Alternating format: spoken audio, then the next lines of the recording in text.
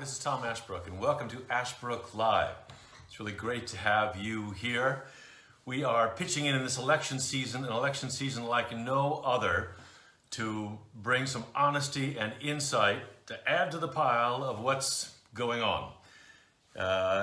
Today, we are talking with a farmer in Ohio who voted for Donald Trump in 2016, and he's not about to do it this time. Chris Gibbs will be with us in just a moment. We've got an extraordinary situation this week. A president of the United States saying that he will not necessarily abide by the outcome of the presidential election. He will not commit to a peaceful transfer of power. You can slice and dice that, you can any way you like, but that kind of statement is without precedent in our long history of presidential campaigns and transitions, something Americans have been very proud of for centuries. I'm going to bring Chris Gibbs on in just a moment. Extraordinary guy. Spent some time with the USDA a long time, and is a family farmer in northwestern Ohio, 500 plus acres there. He was chairman of the Shelby County Republican Party. No more. He's an ex-Republican. He voted for Donald Trump in 2016. No more. He says that will not happen again. You may have seen him on Twitter. He recorded a video that ended up in the hands of Republican voters against Trump that was really just pure fire and caught our attention. We've invited him on.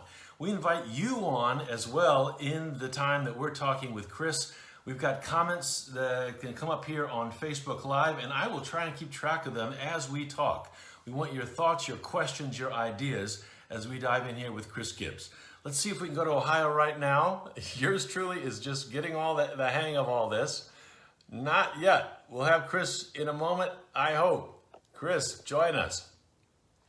We've all been watching in something like horror in this week as this picture has emerged of a president more than once now, on more than one day. And of course, it wasn't just in the last few days that this has come up, but asked if he would accept the outcome of the election and commit to a peaceful transition of power, and just straight up refusing to do that, calling the whole thing a scam, talking about fraud when we don't have evidence of fraud.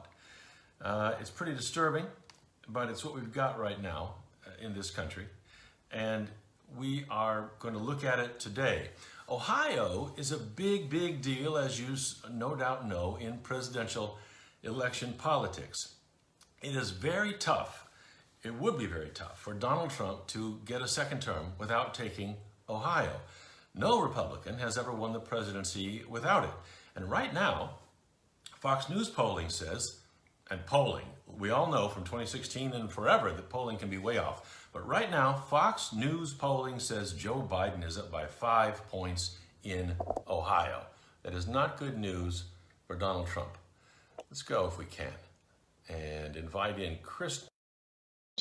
Comments, if you're watching right now, we're really happy to have you, and we will be tracking those comments in the course of this hour. Chris, are you there, my friend? I'm here. Whoa, you're there, and I'm vertical and you're horizontal. Can you flip that, Chris? Or I can do that. Sure. So your tractor doesn't slide off the edge of the earth? I have you there we go. Tape.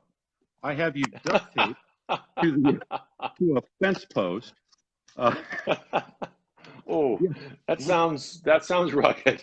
Yeah, literally have you duct tape to a fence post. So we'll. I have put in many fence posts in my time, but I've never been duct taped to one. I hope never to be. Nice John Deere you've got there, Chris. Tell me how it's hard for me to see what I'm looking like. Am I cut off? Or well, I've got the top of your head, and if you can bring it down a little bit so we can see your face. I got a lot of tractor and not much of you. If you can bring the view down just a little bit. Ladies and gentlemen, yes, I do appreciate duct tape. This is what you call absolutely live. You get to see the sausage being made. We will get to the good stuff right here with Chris Gibbs. We've got a little more of your face there. We still don't have that magnificent beard of yours. Yeah, that's pretty good. That's pretty good. Good Chris, enough. That's if you back up a little bit, I think we'll have you. There we got you. There we got you. Hey, thanks a lot for being here, Chris. All right, getting a little Thank bit you very much for being here. Have you got me in your earphones now? Can you hear it loud and clear? Okay, I not hearing very well, but we'll just kind of do our best here. Wow, I'm sorry you can't. I'm sorry you're not. I'm not sure what that's about. Now, but we will. Let's do something different. Let's do something different. Okay. Let me walk with you a moment, and okay. We'll get to a different spot. And, okay, that sounds good. How about that? How about that? That's a nice machine shed you've got there, Chris. That's a real nice machine shed. Yeah, I will just hold this, and I'll kind of move over here a minute where I can lean up against something. Any place that works for you. That sounds good. Yeah. How about that? Okay, that's fine. Chris, you voted for Trump in 2016. You voted for 2016. Why did you do it then, and why are you not doing it this time? Yeah, I'll tell you what. You know, that's a metamorphosis story. We got to kind of start back at the primary, and we'll talk about my history. I'm sure you'll ask me about that later, my Republican history. Sure. You know, I didn't vote for Donald Trump in the primary. I voted for Jeb Bush. And actually, Jeb Bush had withdrawn from the ballot by the time Ohio had their primary. And I know this because I was chair of the election and I built the ballot. So chair of the Board of Elections at the time. And but I come up from and we'll talk about this later, but I come up from a Reagan-Bush era. And so I thought Jeb Bush was probably my style of Republican, conservative, moderate diplomacy, statesmanship. And so I didn't vote for President Trump in the primary.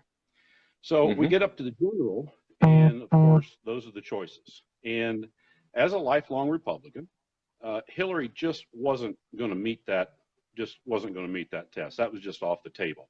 We'd had enough of the Clintons, and that just wasn't going to go, particularly for agriculture and just for my roots. So I struggled over this, and I struggled over it, and I'm not going to oversell it. I mean, I did struggle over it. I talked to friends. I said, what are we going to do? They'd call. They'd say, you know, what are we going to do, Chris? I said, well, I'll tell you what. Here's what I've landed on. I'll get the Supreme Court out of it. And a little bit of a sidebar. The Federalist Society, when they came to the president and gave him the list of Supreme Court justices, yes, that was brilliant, somewhere between brilliant and masterstroke. And the president, of course, recognized that, or candidate Trump at the time recognized that right away. So I said, you know what? I'll get the Supreme Court out of it, and I'll get the downstream judges, and I won't have to hear anymore about the Ninth Circuit Court, and because I'm tired of hearing about them. And again, we'll talk deeply, I hope, about liberal court. Yeah, got this way. So I ended up voting for Trump, and here's what I reasoned. I'll get the Supreme Court out of it. Okay. And there's nothing that he can do that our nations and the Congress can't fix. Are you ready for the punchline? Boy, yeah, well, I think we know it, but let's hear it. Wrong. Boy, was I wrong. Our institutions are holding up. And what do I mean by that? Our intelligence services, our FBI, our military, our things that we depend on. The post office, those are holding up relatively, the judiciary, those are holding up relatively well. They're chinked. I'd say the Department of Justice, to say the least, is lost. Yeah, they're lost. But the rest of them are chinked, but they're limping along.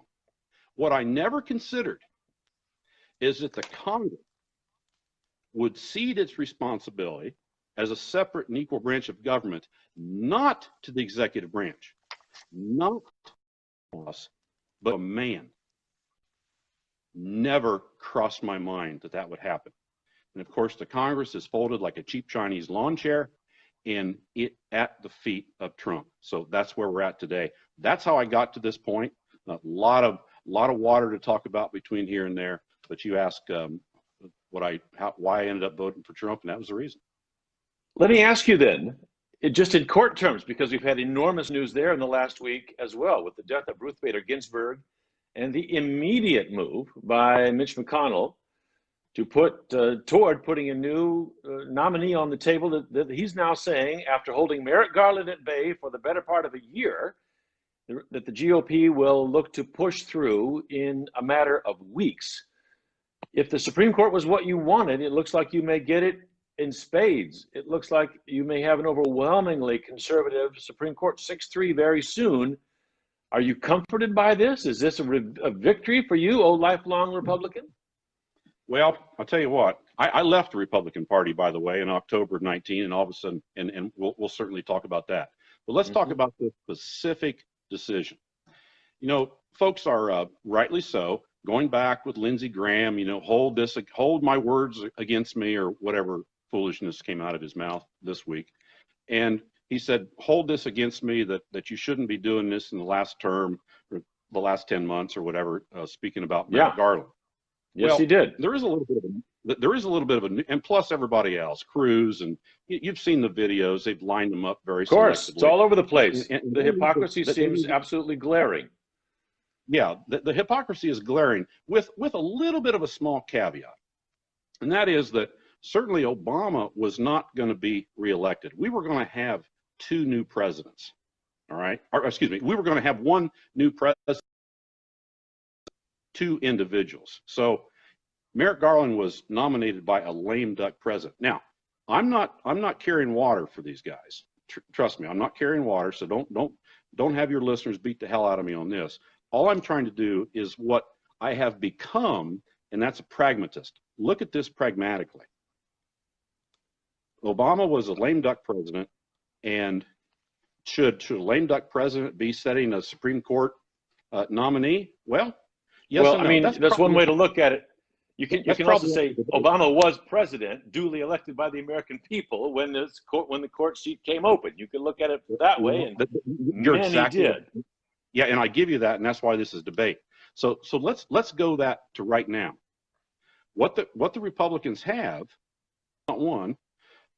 What the Republicans have is that they've got the Senate and they've got the presidency, both won fair and square. It would be political malpractice for them to sit on this and take a chance on losing the election. So from a political standpoint, I mean, I hear you, but that's exactly what Mitch McConnell asked of Democrats the last time around. He said, we cannot do this, and we will not do this until we have a new election. That's got a lot of people. Let me ask you this. I hear where you're coming from on that. Where do you think it takes the country if, as you know, we had a president, Donald Trump, who was not elected with a majority of the popular vote? We have a United States Senate. Yes, it has a Republican majority, but they represent something like 15 million fewer Americans than Democrats there. Where does it take us if we go to a 6-3 conservative court in the face of the popular vote in both the presidential and Senate elections? Well, it takes us to the same places we've been with quite a bit of acrimony, no doubt. But let's look at another way. These justices, even when they've gotten on the court, looking right at John Roberts as the prime example.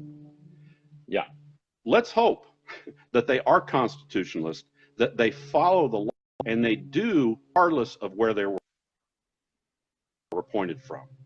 And I've got faith that that's going to happen. I've got faith that that's going to happen. They're not going to vote all conservative or all one way or the other. They're going to look at it pragmatically on the issues and what the Constitution called for. So I've got faith. You are a man of faith, sir. You are a man of faith in 2016, and I hear you as a man of some kind of political faith there. I'm not sure that I entirely share. I'm not sure I share. Let's go to Donald Trump. Sure. You are hugely critical of Congress. What about the president himself and why you have turned against him? Well, you know, I was on the Trump train. I was off the Trump. Once I voted for him, I was on the Trump train. I was off. I was on. I was off.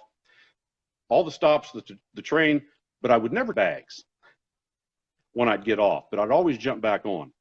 When the train stopped at Helsinki, and the President of the United States stood up on foreign soil beside a dictator and threw my intelligence services overboard, I was out.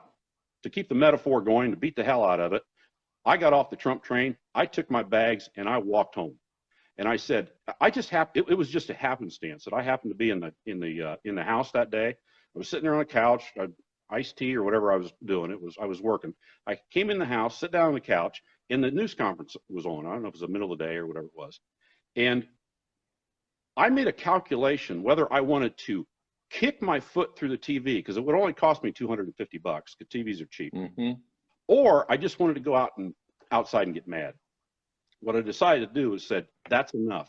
All of the other things that he had done up to that point, the tweets and all the foolishness. Okay, I'm sitting there chewing through that because I'm looking for better things. I'm done. I was done. Then we end up in a trade dispute starting March of 2018. And I couldn't glued there as a farmer. If you want to talk about that, we will. So I'll let you do the question. A trade dispute with China. With China. Well, no, not with China. Let's go back then. Let's go back. The Paul Ryan tax cut was passed in December of 2017. Okay, I'm not going to say it's a Trump tax cut because it was passed in spite of him, not because of it. So the Paul Ryan tax cut was passed in December of 2017, and went in effect January 1st of 2018, which ended up raising the amount of dollars in people's pockets. And we can argue about whether small business got more of it, blah, blah, blah, blah, blah. At any rate, there was more dollars in people's pockets, less dollars in the Treasury. So this left a giant gaping hole for the president to then launch a trade war against not only China, but almost every country on the planet short of Israel. I had a farmer tell me, he says, is there a country that we haven't picked a fight with? So in March of 2018, the president starts launching salvos of aluminum and steel tariffs against all of our traditional trading partners, Canada, Mexico, Australia, Japan, China, which, what are tariffs? They're taxes on U.S. importers. They're not taxes on Mexico. They're not taxes on Canada. They're not taxes on China. They're taxes on U.S. importers, which those importers, not a direct line, but those dollars that those importers pay to the Treasury to recoup the dollars that were lost in the Paul Ryan tax cut, they then pass that on to the tax cut, and the tariffs were a multi-billion-dollar bait and switch set up by the president against the American people. Is that the American people think it's great because the president continues to stand up and say that China and all of these countries are paying these tariffs. Bull fiddle. They're not paying the tariffs. So at any rate, so he starts the trade war. Chris, yeah. Go ahead. Well, I want to ask you, I mean, all this has unfolded during Trump's presidency. Last time out, Donald Trump won Ohio by a healthy margin. This week, I'm looking at polls, and again, polls, we can discount them. We don't know what they mean. Nevertheless, the Fox News poll has Joe Biden up by 5 points in Ohio. Number one, do you believe that? And number two, if that big swing has taken place, why? If the president's been so good at persuading Americans that his policies work in spite of their impact. Women are going to get him. Anecdotally, we can talk about, I had a brief run against Jim Jordan. On the campaign, I found out was that women were going to, in politics, in electioneering and in strategy, we have a number of different groups. We always look at the 18 to 30-year-olds, as a group. We look at women as a group. We look at African Americans as a group, Latinos, blah, blah, blah, blah, blah, blah, blah. Well, number one, the 18 to 30-year-olds, they're always hot, but they never show up. They forget, they don't come to the polls. Women are going to make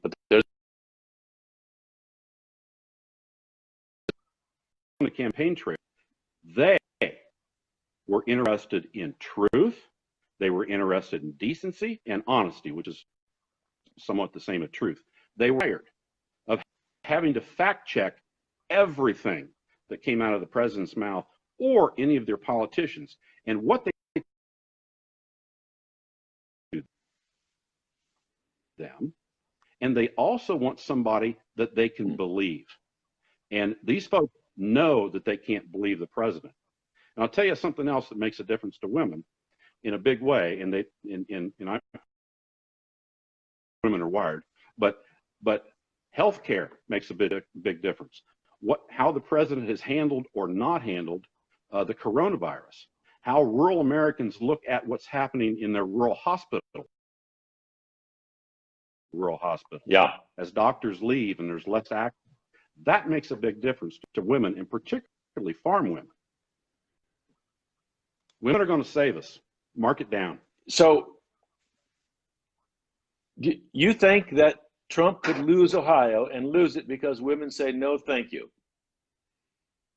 It's possible. We're within striking distance of that, and I'm involved with two organizations. One specifically in Ohio, which is Operation Grant, as a founding member. We are a DBA working with Republican voters against Trump, and also the Lincoln Project. And what we're doing is seeking. We're on social media. We've got signs, the whole 9 yards. What we can do to wavering Republicans to come to vote for Joe Biden. Now, that's a tall order, but the way you do that, number one, you don't insult them. You don't tell them that they're wrong for president, and you never do what Obama did. Sound is getting pretty rough on it. I don't know if you can get any closer to your Wi-Fi signal. Chris, the sound is getting pretty tough here. I don't know if you can get closer to your Wi-Fi or not. All right, let me. How about now? We're really on the farm now. Yeah, that's. We'll take you wherever the signal's strongest. All right, how about now? You look like Mount Rushmore there, my friend. Yeah. All right, there we go. Yeah. Yes, the sound is better. So what do you say to fellow Republicans in Ohio if it's not about insulting them? What do you say that you're finding works, or does it work? Maybe they just say, back off. We like Donald Trump, Chris, and forget it. We're going to vote for him again. What I say is this. I say I understand. Can you hear me okay? Yeah. Yes, much better. I understand how we got here. I know how we got here. In 2016, before, it's an issue of understanding. It's never an issue of blaming. I understand how we got here. Yeah. In 2016 and before, people were tired. They were tired of their leaders not providing their promises, not providing the necessary tax relief, not providing for a better and growing middle class, not providing for protection against those that would attack their religious values, their family values, their ability to exercise their Second Amendment, et cetera, et cetera, et cetera. They were tired of that. And that ushered in a wave of populism, which, by the way, is worldwide. And yeah, we'll talk about what populism is here in a minute, but I understand how we got here. What my message is to them is that this is not the path. Donald Trump is not the path forward. Donald Trump represents more division, more derision, more tearing us apart, because Donald Trump has taken advantage. He didn't create it, but he took advantage of this populist movement, okay? And what is populism? Yeah. Populism is nothing more than a perennial search for a villain to slay. A perennial search with a villain to slay with no plan of what to do with the body. And what do I mean by that on the right? What is populism? Who's the villain? First villain in populism is anybody that disagrees with the president. The second villain in populism is our institutions. They're all villains. The third villain is our traditional trading partners, Mexico, Canada, China, et cetera, et cetera, et cetera. The fourth villain is anybody with brown skin. So that's what the president has started. So I understand that. I tell him, hey, this is not the path. This is not that we want to aspire to, that we want to leave to our children. We want to make sure that we're lifting people up. This is talking to people. This is talking to Trump voters. Yeah.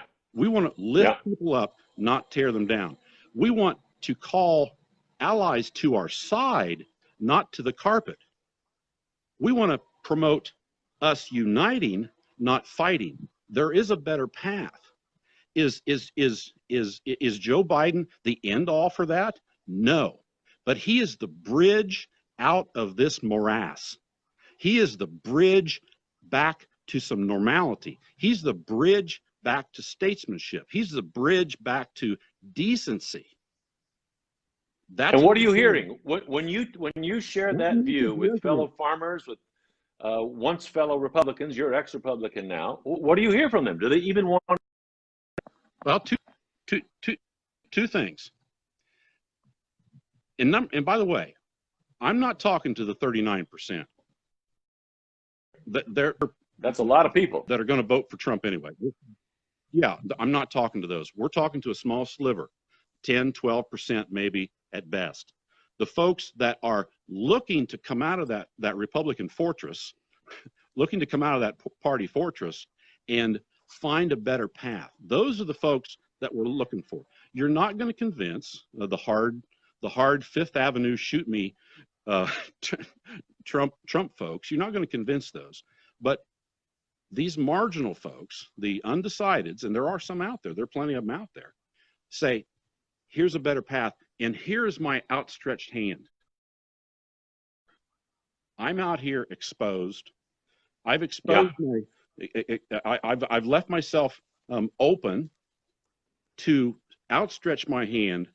Come with me. We can do better. We're a better people. Not because we're entitled, but we're just a better people.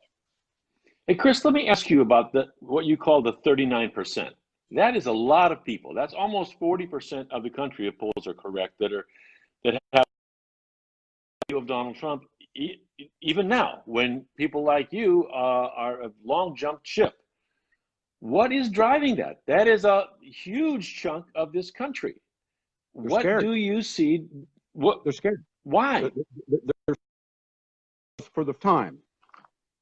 And remember this populist movement that has swept the world, not just the United States. Yeah. It's that for so many years they didn't feel that they were being listened to. Okay. They finally have somebody that they believe hears them. Now, I believe falsely. I believe he's an opportunist. He doesn't hear them. He hears whatever it takes to advantage Trump. You know, certainly that stuff just goes over my head. It doesn't mean anything to me. But these folks, they feel like it's the first time that somebody has listened, because these people were tired. They were tired of having to defend their religion. They were tired of having to defend their family values. They were tired of having to defend their work ethic. They were tired of having to defend what they believe is their rights. They were tired of having to defend that, and they believe that they've got somebody that's going to shake it up and make a difference. And I respect that. I get it. But you know what kills me is that it appears, by just talking to people, listening to people on the trail and so forth, that we missed a whole generation of civics class somewhere. Is that these folks, at no fault of their own, I call it the VC, that is, at no fault of their own, they don't feel like they have a voice. They don't feel like they can operate the levers of government and politics for their advantage or for just fairness. And again, I call it, I come up with this about 2 weeks ago. I said theory. And I said, and somebody said, what the hell are you talking about? I said, remember when we had VCRs and you were going out the door and you were 10 minutes late for church and you wanted to record Stephanopoulos or something, and you hit the button and you come back and there's nothing there, or you recorded some goofy thing, you're so damn mad at the VCR because it's not intuitive to run it. Okay? Well, it's because you didn't have the training or you didn't take the time to understand how the software worked within the thing. It'll work. Or the software of the American civic system. Exactly. So people, see, I've never had any trouble with that. So I have to be, I've been in the political system. I know that I've got the numbers. I know how the machinery works. I've been chair of the party. I know how to grease it. I know when it squeaks. The problem is I tinker with it. I know how to run it fast, run it slow. I get all that. And if I want to promote a bill or promote something, I just call up my legislator and make it happen. Well, I've got the same access generally as everybody else, but folks don't know they have that. So that frustration builds over time. And then and then you have 2008, the recession, where people really got hurt. Yeah. So, and then here walks in Trump at exactly the right moment when people were their most vulnerable, their absolute most vulnerable. And he walks in and says, I'm going to inject subjective descriptors into your mind, like you were cheated, you were ripped off, all of that stuff. Yeah. And when that enters somebody's mind, they'll value it higher than what the true value is, negatively. And then they'll do what's called confirmation bias. When he says, you were ripped off and it's because of the Chinese, you were ripped off and it's because of brown people with brown skin, that will come out of somebody's mind like, you know what, I always thought that. He must be right. I like him. It's confirmation. And off we go. Yes, and off we go. Do you agree, Chris, that this 40%, 39, 40%, you say they've been scared, and you tick off a whole list of things that you say they were losing or felt like they were losing. Respect for their religious faith. The Second Amendment, I heard you mention at some point here, support for that. The kind of way of life. Has all that really been under attack? I mean, Second Amendment, I see guns everywhere. Well, it does make a difference. It does, because in the end, we have to live on the basis of reality. That's exactly right. But perception is reality. Perception. I don't agree. Over time, we have to be a sober-minded country that works to pull reality and perception together. Not without leadership. Yes, of course we need it. Not without a leader to say, this is a better path. I tell people, I say, you know what? Consider this, Senator, you're a president, and you're a shepherd of the flock. And the flock is looking out over the cliff, and they're looking down at an oasis with some water and stuff, and they all get the bright-ass idea that they're going to just jump over, okay? And your job is to say, well, wait a minute. I get that. I'm representing you. I understand. Is to get out in front of them and say, tell you what, what's the ultimate goal? Good water, oasis, little cool weather. There's a path over here that we can some briars. We will get there and we will bring everybody along and we'll save all of you, and none of you will be adversely affected. It'll just take another 45 minutes. We don't have that out of Congress, and we sure as hell don't have that out of the president. Well, let me ask you then, what if you get a leader who says to the 40%, we're going to work for you economically. We see inequality has gotten out of just crazy in this country. Which is true.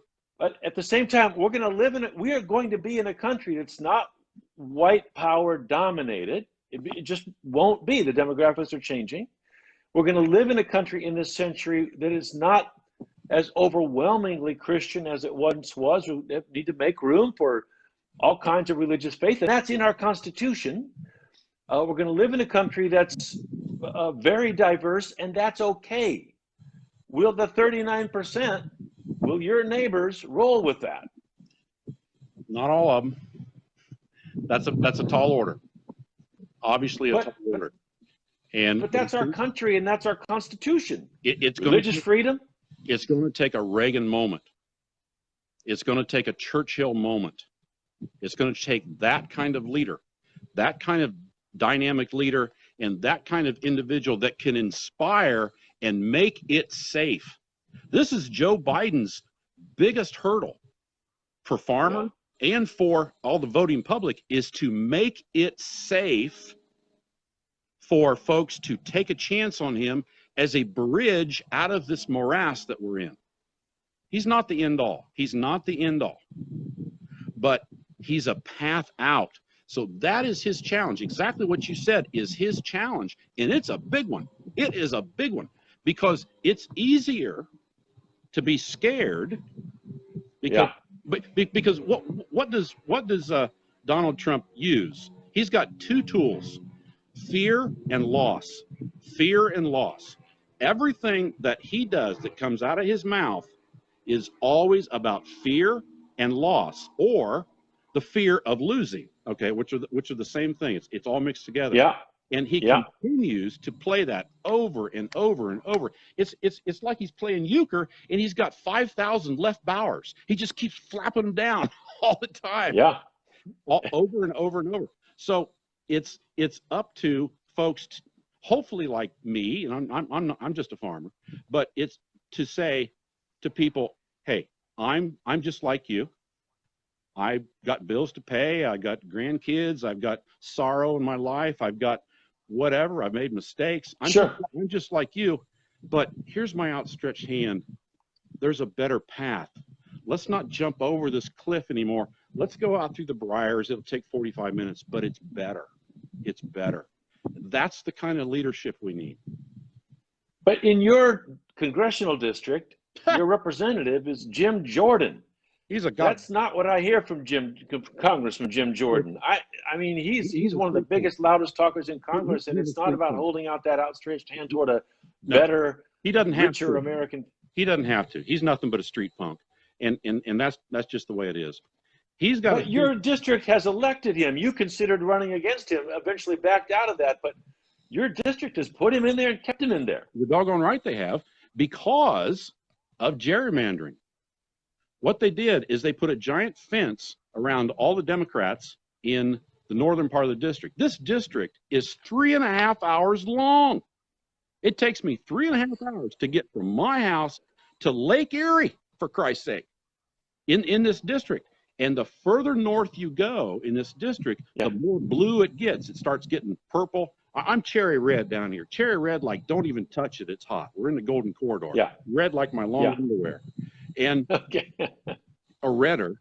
And the further north you get, it goes from purple to blue up along the lake, Boone County, in the union shops and so forth. Yeah, sure. What they did when they redistrict this, they put a gate around those people. This is a crime. This is a crime. They have zero representation, and the votes were counted to ensure that there was always a 65% vote for the Republican candidate.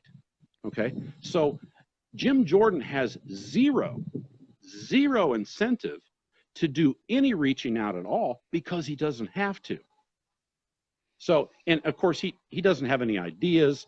He has never introduced any legislation. He's never worked to, he's never been pragmatic. It's all ideology. And that's what, as an independent, I thought I could bring to the table, and I will continue to do that, whether or not it's in a political scene or not, is to bring independence and pragmatic thinking instead of ideological straitjacket. The way you describe it, Chris, the way you describe it, it sounds like he's going to be there forever. Well, this is the round. Yeah, Ohio had a constitutional amendment. We reworked the whole doggone redistricting thing, and it's going to start at a more, I hope, fair level. And there are steps that it has to go through, and it has to go through a number of steps to get back to the literal crime that it was in the past. Chris, let me ask you, the president says that he's not committing to a peaceful transfer of power once we've got the votes counted, if he'll even wait for that. Now, that's something we've never heard from an American president before. We've heard it from a candidate, Donald Trump, in 2016. And he says that at a time when we see militias or gangs, whatever you want to call them, in tactical gear with assault-style rifles marching around in Louisville and all over the country. And with the president agency they're from, without insignia, to be on our streets. What do you see coming? What's putting those militia guys on the streets? And are they going to respond to a call from Donald Trump on November 3rd to go out and, I don't know what? Your original premise of what the president said. He said a bunch of crap, but then he said, oh, just get rid of the ballots. Let's just have a continuation. And that's what you're referring to. I was in Cleveland yesterday for Operation Grant. And the piece that I've been doing in front of the press was a unity piece. Exactly what I said before, reaching out to people. Yeah. I was so damn mad after, I forget what night it is, all running together, but 2 nights ago when he said this. Yeah. I was up in the middle of the night. I threw that thing away and started completely over from the blank slate so that I was ready for my remarks in Cleveland at 10 a.m. the next morning. And what I said was this. I said, Donald Trump, here's a warning. You're going to mess with system in Ohio. You're going to do all because you're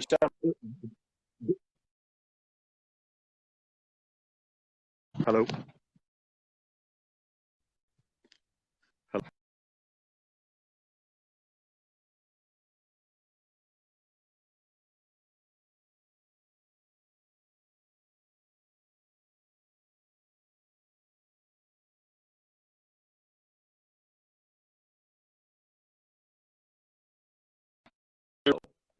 who's also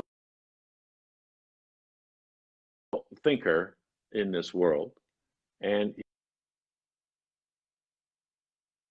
he's with us today. Right here, I'm going to try and reconnect with him right now. He went out and considered a run against Jim Jordan, ultimately backed off of that. It's pretty tough to do when things are so thoroughly, when the districting is so thoroughly gerrymandered, as he says. But he gave it a shot. He went out to think about it. He went out to try.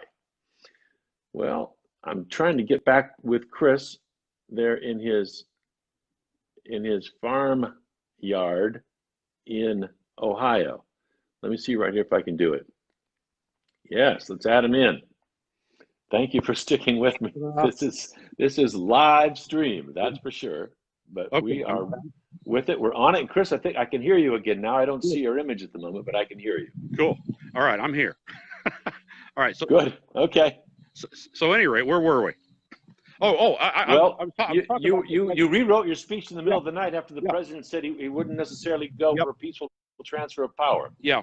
How many times have we, yourself, any of us, have listened to a commentator, an anchor, a news reporter during the State of, or not the State of the Union, but an inauguration, and they always comment how proud they are of their United States, that we, other than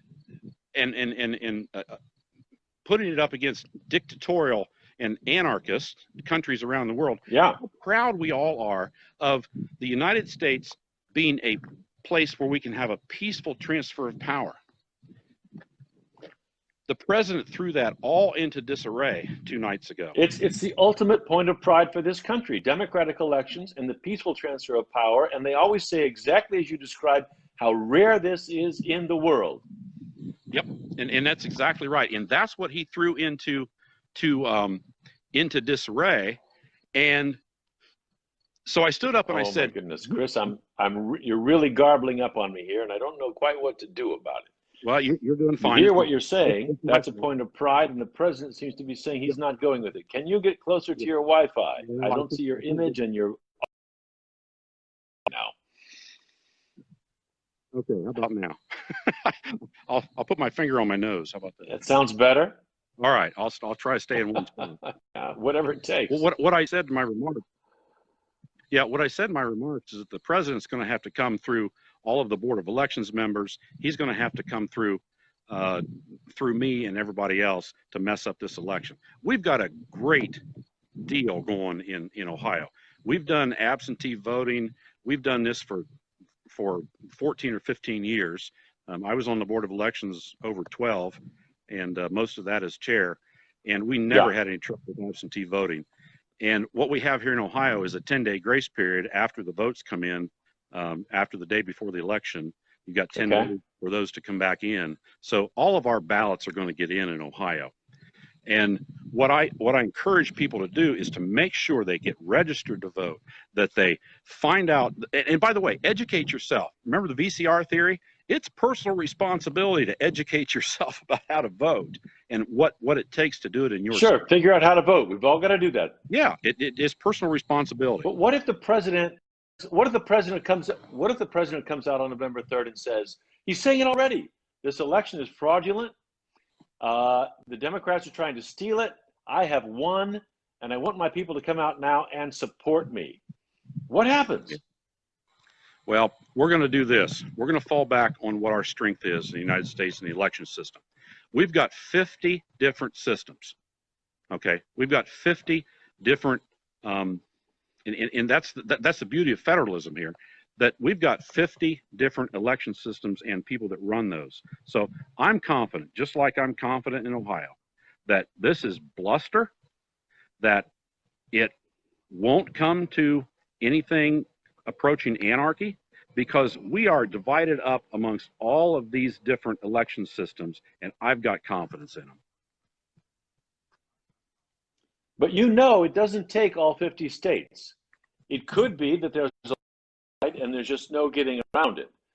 But if the president tries to stop vote counting, if we don't have an overwhelming vote, it could come down to a few swing states. There's now conversation going on that the Republicans may ask the state legislatures to get in and select the Electoral College representatives rather than those who are committed to follow the vote of the people. And in your neighboring Pennsylvania, there's concern that you could just have a Republican state legislature name the electors, and that right there could swing the election. Well, I'll tell you what, I've got 4 or 5 pitchforks on this farm, and we may just have to take up pitchforks at that point. That's I can't see that happening. I really can't see that happening. There are good people out there. Donald Trump's not one of them, and I've got more faith in that right at the moment. You've said that it takes some courage to speak up against Donald Trump in a community like yours sometimes. Yep. That even that there's concern about reprisals from neighbors. What do you mean by that? Well, when I came out when the war on trade, it wasn't a trade war, it's a war on trade, by the way, launched by the president. We lost 20% of our value in the soybean business between March and July of 2018. And the first thing the president did was raid the Commodity Credit Corporation funds. I won't get in the weeds about the fund, to pay off farmers. And I called it hush money. Yeah. I came out with I spent 30 years with you. This were my programs. This is the things that I administered for 30 years before I retired in 2016.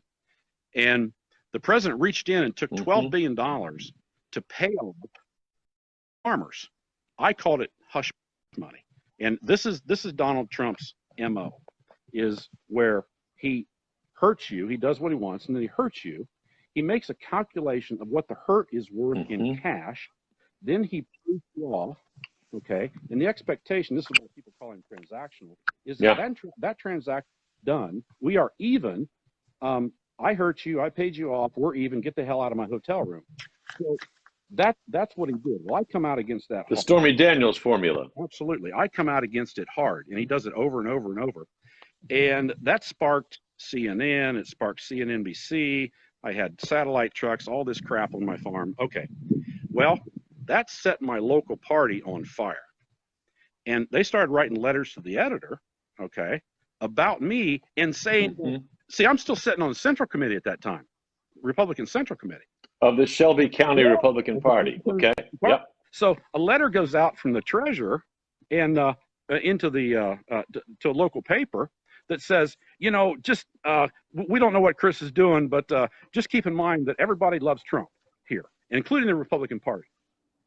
And I said, oh, throw me overboard, right? Okay. All I'm trying to do is save my business.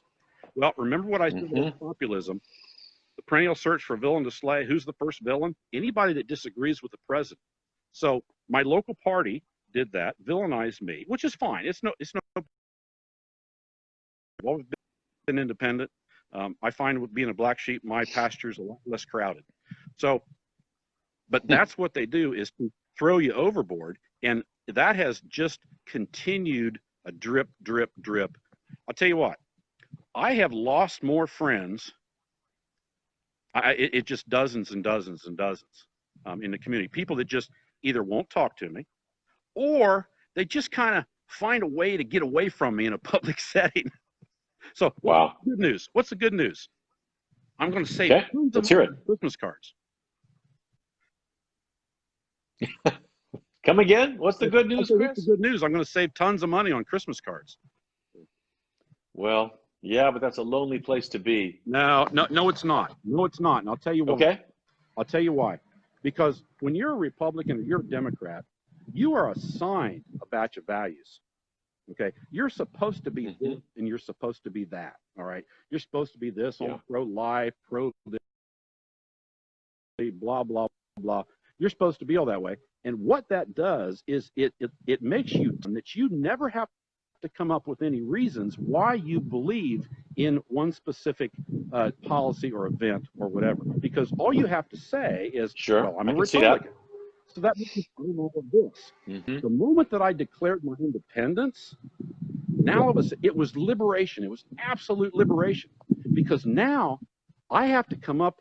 I know exactly how I feel on each issue, whether it's abortion, whether the military, whether it's justice reform, whether it's that and the other thing. I know how I feel, because I'm a pragmatist, and I'm no longer tied, and I never was, but I'm not straitjacketed by ideology. I've got a congressman that's straitjacketed by ideology. He said, well, I'm this, I'm that, and I'm other because I'm a Republican, and I'm sticking to it, and I don't even listen to you for doing anything else. My world is completely open. I'm just all about solving problems now. So independence is a great place to be, now that I've broken free of that party straitjacket. Hey, Chris, I want to really get into it here and try and bring yet another level of value to this conversation, because you're a farm guy. I grew up a farm kid in a very Republican county. I spent a lot of my life living in big cities in the United States and abroad now. And I know both cultures very well. I was just back home in Illinois in August.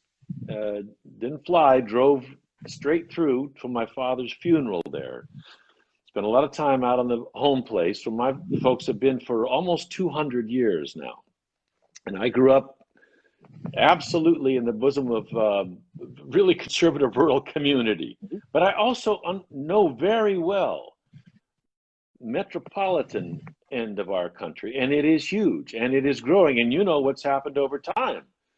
And urban populations have grown a lot, and the views are not the same, and these populations are much more diverse. Heck, my own hometown is much more diverse now than it was decades ago. Much more diverse now.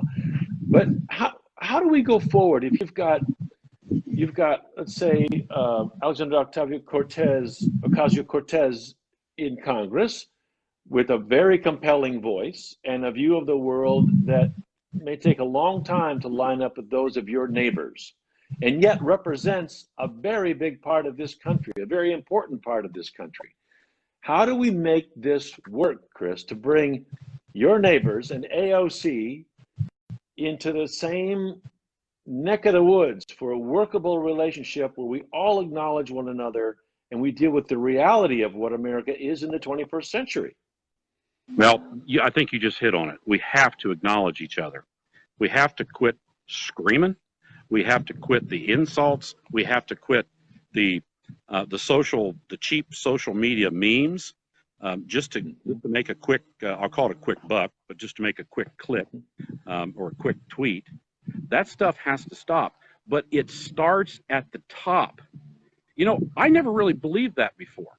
I thought that, you know, again, I told you before, I said, you know, there's nothing the Institute of Congress couldn't fix. Now we know that the tone of the country starts at the top. You know, when Ronald Reagan became president, he had these same issues afoot.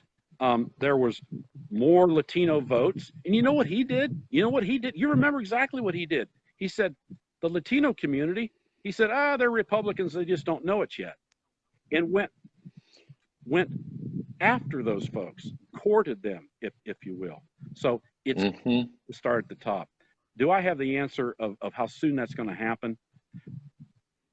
What I'm hoping is that we don't just end up in total anarchy, because that's going to destroy us all. I've got more faith in that. I've got way more faith in that. But we've got to get a leader. We've got to get a leader to say enough is enough. Here is a better path. And a leader that is interested in people. You know, you can argue about Reagan and Bush's, George H.W. Bush's policies all day, but you can never disagree that we're interested in the betterment of people. You can't say that about Donald Trump.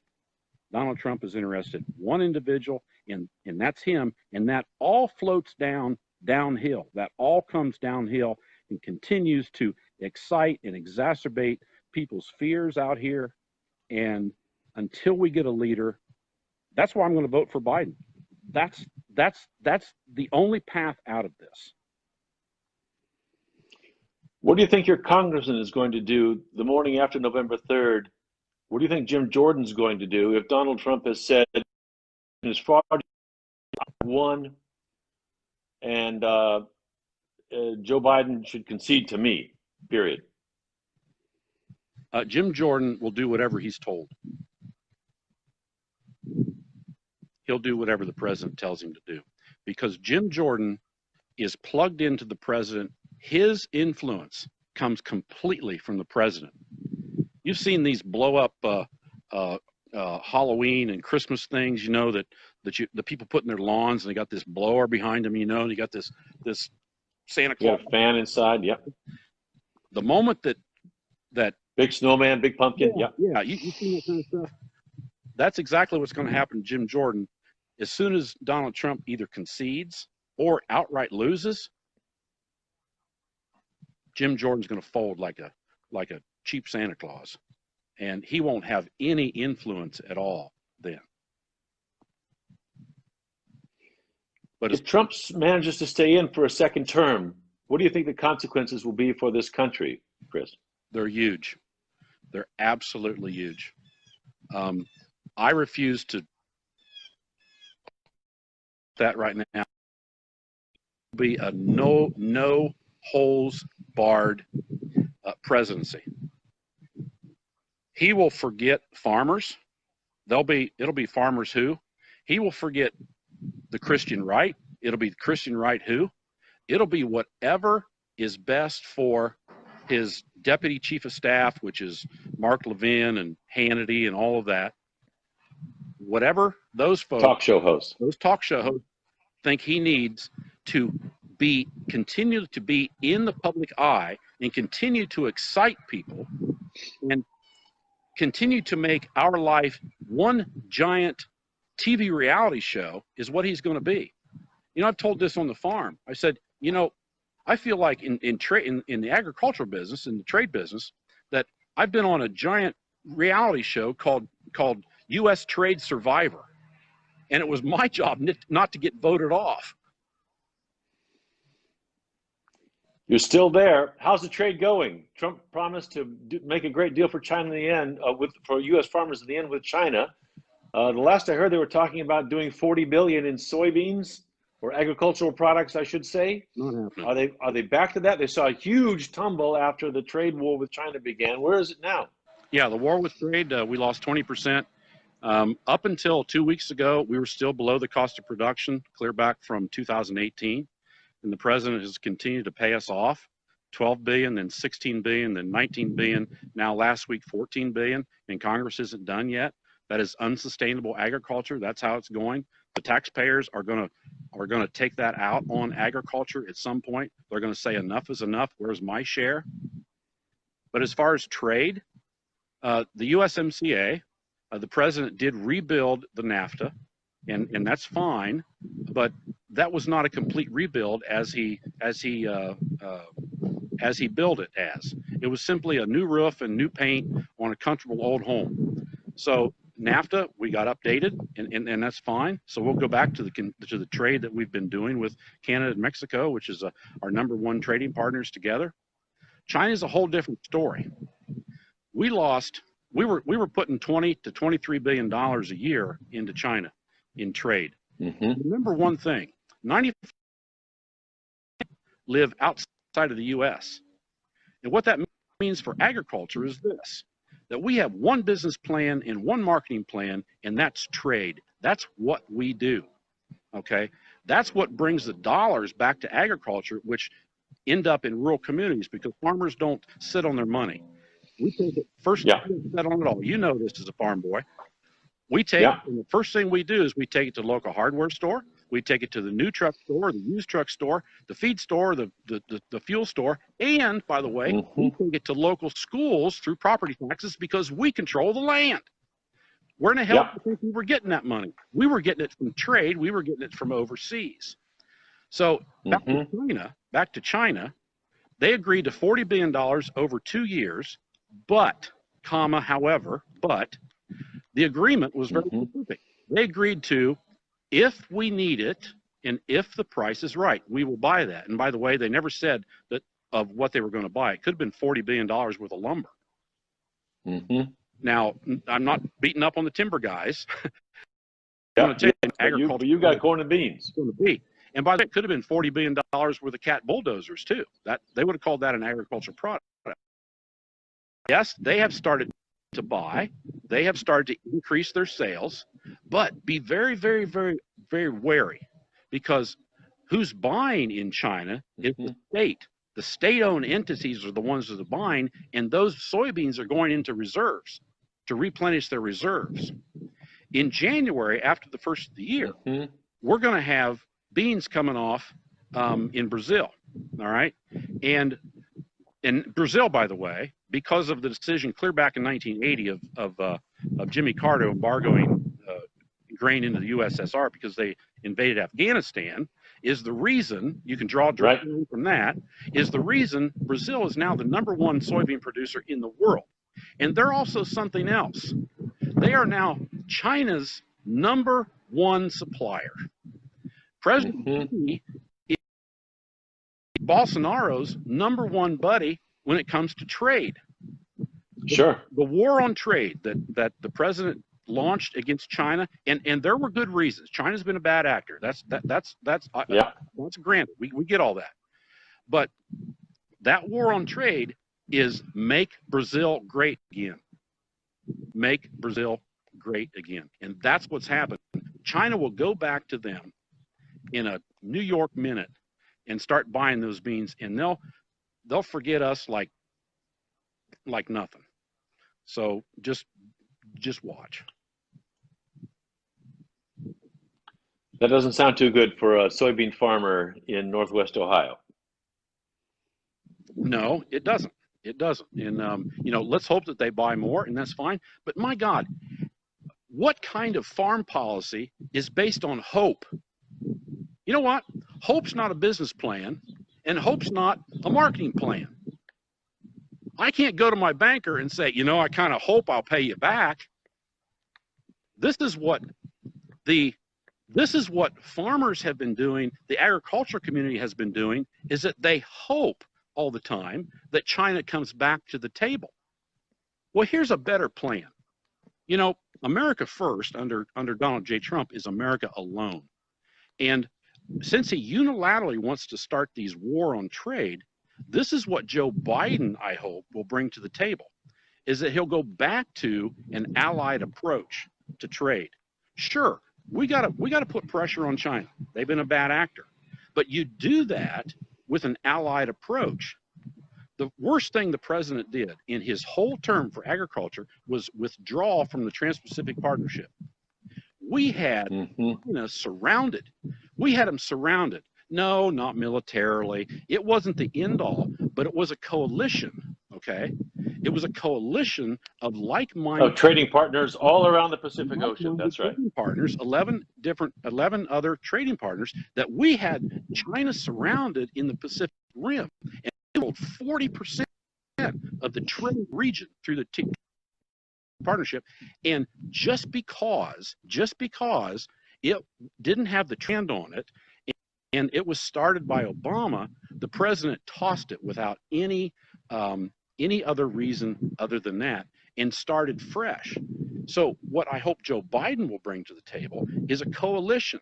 Remember back in the first Gulf War, what did George H.W. Bush do? He got on the phone, he said, yo, how about y'all come down and we'll have a little soiree in Kuwait. He got on the phone probably in an afternoon, gathered up a dozen countries, and they said, sure, we're all in. And it was a success, that one. Well, that's what we don't have anymore in the United States for trade. No, we don't. This president can't call up any of these allies because he's beat the hell out of them. Let me tell you what the United States is as far what Donald Trump has done to the United States and the world.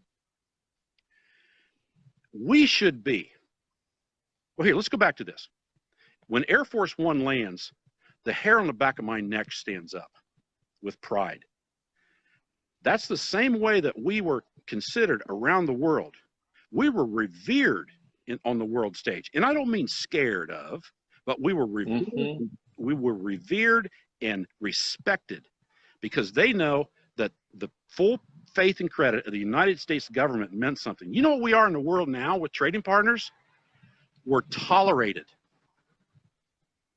We're tolerated. And of course, it's not just trading partners. I mean, we have been the beacon. I'm just being generous. Of democratic governance and free elections and confidence in a peaceful transition of power. And now I watch what's going on in Belarus, and I wonder if that's going to be happening. I'm keeping my fingers crossed. I have faith. Let's make sure we wrap up on something positive, and that's I have ultimate faith. I have ultimate faith in the American people. Let's not say that the sky is falling. We've got some perils. We've got some perils that we got to look out for, that we have to be vigilant on.